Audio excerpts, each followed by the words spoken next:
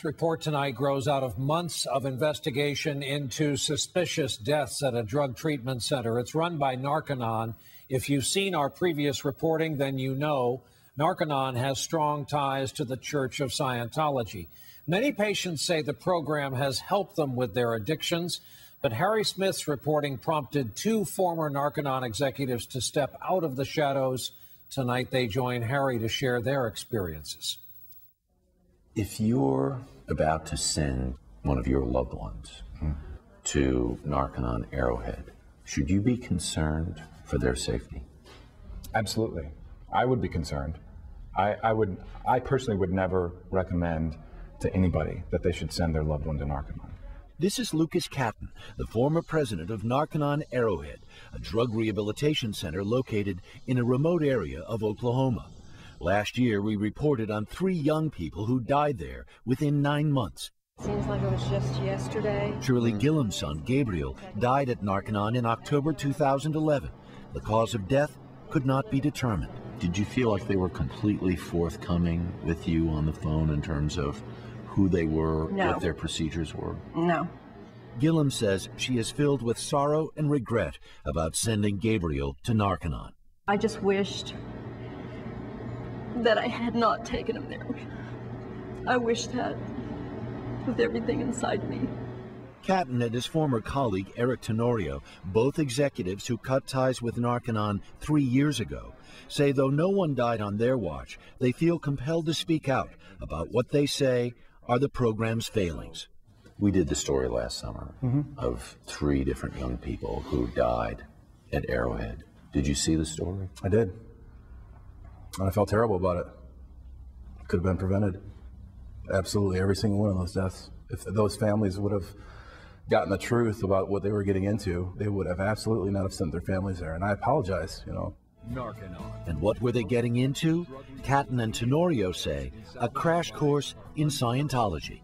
Patients are called students, and they study a series of 8 books based on the writings of Scientology founder L. Ron Hubbard. They can confront their own problems and solve their own problems, and so bring themselves up by their own bootstraps.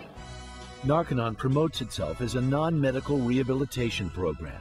Its methods include 5 hours a day in a sauna for 30 straight days and mega doses of the vitamin niacin, all part of a larger system of life skills training that Narconon says has helped tens of thousands lead drug-free lives. You were taught in Hubbard's language that you are the expert in mental health.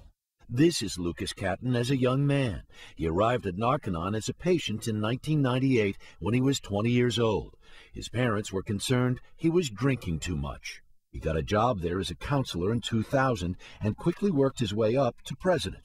At the time, and for years afterwards, he believed the program was helpful and gave this 2009 testimonial to the Church of Scientology. There is not a more comprehensive rehabilitation program available than Narconon. In this process, while you were at Narconon, did you become a Scientologist? I did. I became a full-fledged Scientologist, absolutely. I dedicated all of my time, life, money, everything was dedicated toward the purpose of advancing Scientology's aims. That is what you're doing at Narconon, is you're advancing the aims of Scientology. From your perspective, and you were the president of Narconon Arrowhead, does the Church of Scientology use Narconon as a way to recruit new members? Absolutely it does. The other main objective of Narconon, Catton says, was to pull in millions of dollars in revenue. The 3 to 6 month program cost $30,000 per patient. So therefore you're willing to either lie to them or misrepresent who you are or take people who aren't really qualified, anything to bring in the money to keep the facility going week after week after week. In a statement to NBC News, the Church of Scientology said the cost of Narconon is comparable to other addiction treatment programs. Eric Tenorio also came to Narconon as a patient in 1996. Upon completing the program, he, like Catton, got hired on as staff. He, too, became a Scientologist and gave this 2008 testimonial to the church. There's no way that I would have got to the point where I am right now if it wasn't for the Narconon program. He worked his way up the ladder at Arrowhead and in 2004 took a position as executive director at Narconon's Freedom Center in Michigan.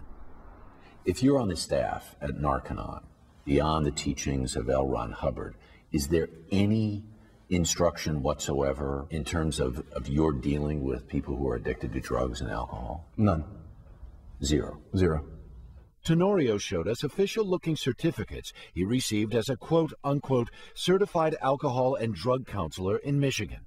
They came from an organization called the PITA Group, run by a Narconon Arrowhead contractor. That's the kind of thing you got? That's, yeah, it's got a nice seal on it to make it look very official. You stick it on your wall, and any unsuspecting public will be none the wiser. What did you do to get this? Wrote him a check. That's it? That's it. No course? No course. No tests. No oversight. No curriculum? No, nothing.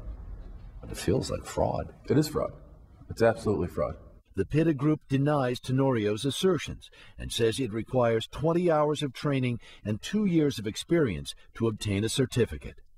Do you blame Narconon for your daughter's death? Absolutely. Robert Murphy's daughter, Stacy, died of an overdose inside Narconon Arrowhead last July. He and the families of the other deceased have sued Narconon. The program denied wrongdoing in any of the deaths. Murphy says the advertised success rate of 75% is what drew them to Narconon. You're thinking this might be the answer. Oh, yeah, because they tout such high success rate. Tenorio and Catton say that number is a complete fabrication. And it's well known internally that they cannot produce that success rate. They know inside. Absolutely, they know. Narconon says it stands by its statistics. Catton stepped down as president in 2004, but stayed close to the program. For the next 5 years, he worked as a contractor, selling Narconon to desperate relatives of drug addicts from around the country, all looking for help on the internet with no indication the sites they were viewing might lead them to Narconon. I had a series of websites that were non-branded, like generic websites for people to look for drug treatment and rehab help. So if I went on the internet looking for drug treatment, I'd land on one of your sites. Land on one of my sites, pick up the phone, call, either myself or somebody who I employed would answer the phone or respond to your email, and start taking down information, asking pertinent questions, listening for a few key things, whether or not you had money, whether or not you had some type of insurance. They really teach you to listen for, and even use the term, listen for the money. Listen for the money. Listen for the money. Catton says he referred those who could afford it to Narconon. The rest, he says, he referred elsewhere. He made a 10% commission, or $3,000, on every person who went to a Narconon facility. Did you make pretty good money doing this? I did. Yeah, I used to. In a given year? How much? Easily $150,000, $200,000. Do you think Narconon preys on vulnerable people? I absolutely believe Narconon preys on vulnerable people. That's part of the sales techniques. One of the techniques that they do is called finding your ruin. And they teach people who are on the phone with families, find out what are the biggest problems in their lives. What is the thing that they're most afraid of is going to happen? And you hit that over and over and over again until they break down and go, oh my gosh, we have to do something. And you're there to tell them, well, we have the answer. And where are the regulators, you ask? Catton says as president of Narconon Arrowhead, he helped Narconon take advantage of loopholes in Oklahoma state law to avoid any kind of meaningful regulation by the state. Does the state have a kind of a hands-off policy when it comes to that facility? Absolutely, they have a hands-off policy. They don't know how to handle it. The state, unfortunately, has not done their job. The state regulatory agency says Narconon Arrowhead is currently certified to provide non-medical detoxification services, and that an investigation into the deaths is ongoing.